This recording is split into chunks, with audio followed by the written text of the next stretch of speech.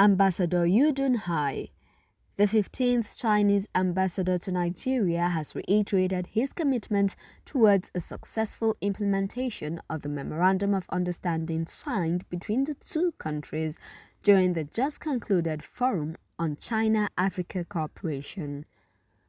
The ambassador made the pledge during a news conference organized by the embassy on the outcome of President Bola Tinubu's state visit to China and attendance at the just concluded 2024 FOCAC in Abuja.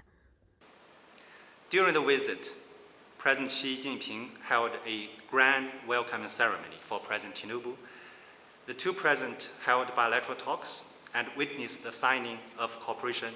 President Tinubu addressed the opening ceremony of the FOCAC summit as the chairman of the ECOWAS and delivered a speech at a high-level conference on peace and security.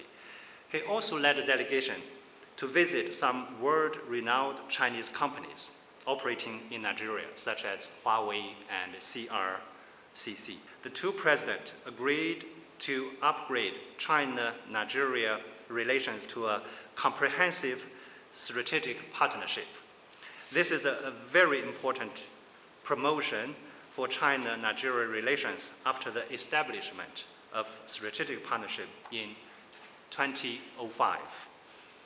Standing at a new historical point, our bilateral relations enter a new era of comprehensive strategic partnership. China is further deepening reform comprehensively and advancing Chinese modernization, which will bring more opportunities for the development of China-Nigeria relations. Focusing on four aspects, covering high-level strategic mutual trust, high-level development cooperation, high-level security mutual assistance, and high-level mutual understanding. The joint statement comprehensively elaborates on the essence of establishing a comprehensive strategic partnership between our two countries and building a high-level China-Nigeria community with a shared future, and maps out the blueprint for the future development of China-Nigeria relations. According to the joint statement, the two sides will firmly support each other on issues related to their respective core interests and major concerns, particularly on sovereignty and territorial integrity. Both countries are dedicated to facilitating synergies between the high-quality Belt and Road cooperation and FOCAC conference outcomes with Nigeria's renewed hope agenda and 8 priority areas, and jointly promoting high-quality practical cooperation in all-around manner. Nigeria applauds and supports the vision of building a community with a shared future for mankind, the Belt and Road Initiative, the Global Development Initiative, the Global Security Initiative, and also the Global Civilization Initiative, covering such areas as high-quality Belt and Road cooperation planning, the implementation of the Global Development Initiative, economic growth, human resources, application of the Beidou satellite navigation system, export of peanuts to China, and the media exchanges. Among them, one of the bilateral cooperation documents covers around 19 projects and China and Nigeria are cooperating and intend to cooperate with.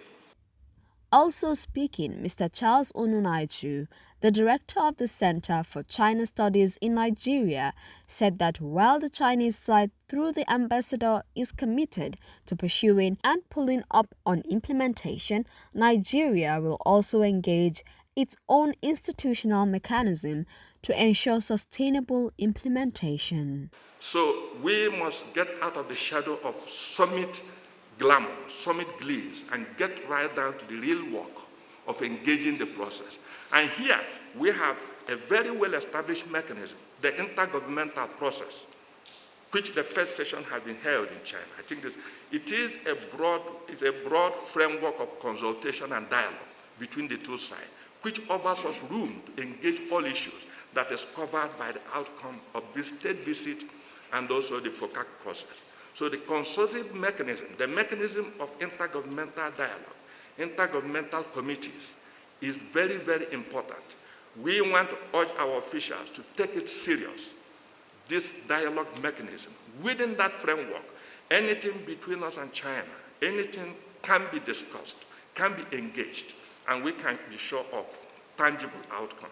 Another interesting aspect of this President Tinubu's visit is that cooperation also is going to engage beyond the federal institutions, central institutions. There is the 12th point in the joint statement that states, local government, provinces, and municipalities in China can engage and generate practical outcomes in their cooperation. So I think it is important that state governments, local governments in Nigeria can very well engage with their counterparts.